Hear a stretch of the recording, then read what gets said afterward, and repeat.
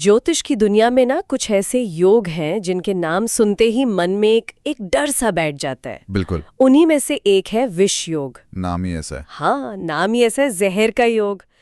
तो आज हमारे पास एस.एन. पांडे के जो नोट्स हैं, बिल्कुल। हम उनकी मदद से इसी गुत्थी को सुलझाने की कोशिश करेंगे। जी। सवाल सीधा सा है, क्या ये योग वाकई उतना खतरनाक है जैसा इसका नाम बताता है?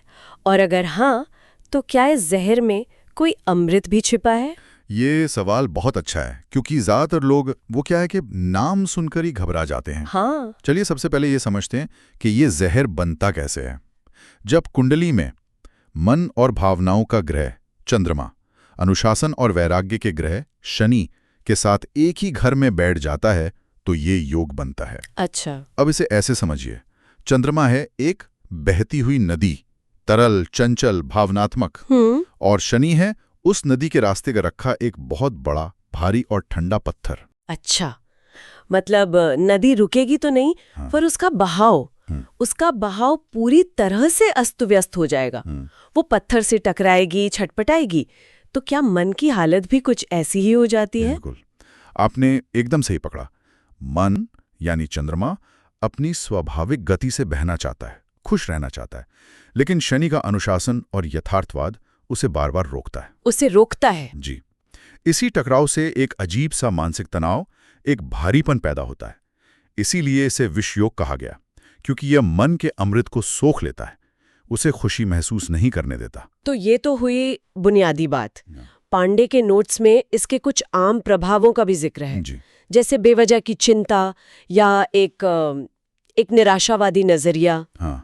एक और बात जो बार बार आती है वो है माँ के साथ संबंधों में तनाव या उनकी सेहत को लेकर चिंता। और हाँ, हर काम में देरी। ऐसा क्यों होता है कि सफलता के लिए एड़ी चोटी का जोर लगाना पड़ता है? देखिए, देरी का कारण शनि का स्वभाव है। अच्छा। शनि धैर्य की परीक्षा लेता है। वो कोई भी चीज आसानी से या जल्दी नहीं देता, और जब वो मन के साथ बैठ जाए तो इंसान को हर छोटी बड़ी खुशी के लिए ज्यादा इंतजार और ज्यादा मेहनत करनी पड़ती है। लेकिन यहाँ एक दिलचस्प विरोधाभास भी है। यही दबाव, यही संघर्ष इंसान को सतही चीजों से हटाकर बहुत गहरा विचारक बना देता है। गहरा विचारक? जी। वो उन सवालों के जवाब ढूंढने लगता है जो आमतौर पर लोग नजरअंदाज कर देते हैं। ठीक है, तो चलिए अब देखते हैं कि जीवन के अलग अलग मैदानों में, मतलब अलग अलग भावों में ये टकराव कैसे काम करता है।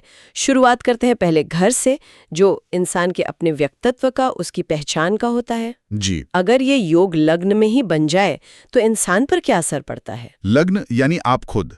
जब मन और अनुशासन की ये लड़ाई आपके स्वभाव में ही चल रही हो तो इंसान बाहर से बहुत गंभीर और अंतर्मुखी दिखता है। अच्छा। उसे अपनी भावनाएं जाहिर करने में बहुत मुश्किल होती है। लोग उसे गलत समझ सकते हैं, सोच सकते हैं कि वो घमंडी है, जबकि अंदर से वो बस अपनी भावनाओं से जूझ रहा होता है। लेकिन इसमें कुछ अच्छा भी होता होगा। हाँ, शनि का एक गुण भी आता है। ऐसे लोग बहुत मेहनती और न्याय पसंद होते हैं। जी, उन्हें शॉर्टकट पसंद नहीं आते। और घर, परिवार और मन की शांति का क्या? मेरे ख्याल से चौथा घर इसके लिए सबसे अहम है, क्योंकि वो घर माँ और सुख का होता है। वहां तो चंद्रमा वैसे भी मजबूत होता है ना? हाँ, और इसीलिए चौथे घर में ये योग सबसे ज्यादा मुश्किल हो सकता है। इसे सुख भाव कहते हैं, और यहीं पे शनि आकर सुख में ही कमी कर देता है। मतलब घर में ही सुख नहीं? कुछ वैसा ही। इंसान अपने ही घर में एक अजनबी जैसा या बेचैन महसूस कर सकता है। उसे लगता है कि मानसिक शांति कहीं है ही नहीं। और माँ के साथ रिश्ते? माँ के साथ रिश्ते में एक दूरी या उनकी सेहत को लेकर लगातार चिंता बनी रह सकती है। ये वो स्थिति है जहां मन शांति चाहता है, शांति के घर में ही बैठा है, लेकिन शांति मिल नहीं पा रही। वाह, ये तो सुनने में ही काफी भारी लग रहा है।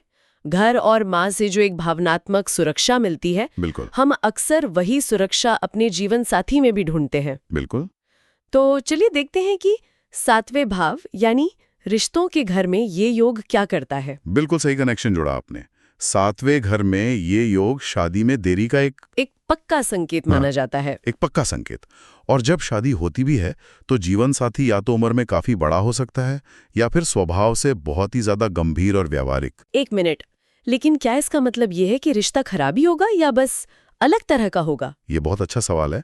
जरूरी नहीं कि रिश्ता खराब हो, पर उसमें वो चुलबुलापन या भावनात्मक गर्माहट शायद न हो जिसकी चंद्रमा को उम्मीद होती है। अच्छा। बातचीत प्यार मोहब्बत से ज्यादा जिम्मेदारियों, बिल और भविष्य की योजनाओं पर होगी। तो एक तरह की आप कह सकते हैं ड्राइनेस आ सकती है। समझ गई। मतलब रोमांस की जगह जिंदगी के गंभीर मुद्दों पर ही बात होती रहेगी। हाँ, कुछ ऐसा ही। अब आते हैं उस जगह पर जहां शनि को अपना मैदान मिलता है, 10वां घर यानी करियर का भाव। यहां तो शनि को मजबूत होना चाहिए, तो क्या यहां भी मुश्किलें आती है? यहाँ कहानी थोड़ी अलग है। 10वां घर कर्म का है और शनि कर्म का ही ग्रह है, तो यहाँ शनि बलवान होता है। तो फिर? लेकिन चंद्रमा के साथ होने से करियर में उतार चढ़ाव बहुत आते हैं। इंसान को अपनी नौकरी से, अपने काम से वो भावनात्मक संतुष्टि नहीं मिलती। उसे हमेशा लगता है कि उस पर बहुत दबाव है या उसके काम को पहचान नहीं मिल रही। लेकिन इसमें भी कोई सकारात्मक पहलू है? हाँ, बिल्कुल है। यही योग इंसान को अपनी मेहनत के दम पर बहुत ऊंचे पद पर पहुंचा सकता है। अच्छा। शनि संघर्ष कराता है, पर जब फल देता है तो स्थायी सफलता देता है। ऐसे लोग जनता से जुड़े कामों में, राजनीति में या किसी बड़े संगठन को चलाने में बहुत सफल हो सकते हैं, क्योंकि वे दबाव में काम करना सीख जाते हैं। पांडे के नोट्स में एक और घर का जिक्र है जो मुझे थोड़ा विरोधाभासी लगा। 8वां घर। जी। अष्टम भाव। एक तरफ तो लिखा है कि ये योग वहां लंबी बीमारी और मानसिक डर दे सकता है, और दूसरी तरफ ये भी कि यही योग इंसान को ज्योतिष या तंत्र मंत्र जैसे गूढ़ विज्ञान में महारत दिला सकता है। ये कैसे हो सकता है? ये ज्योतिष का सबसे खूबसूरत विरोधाभास है।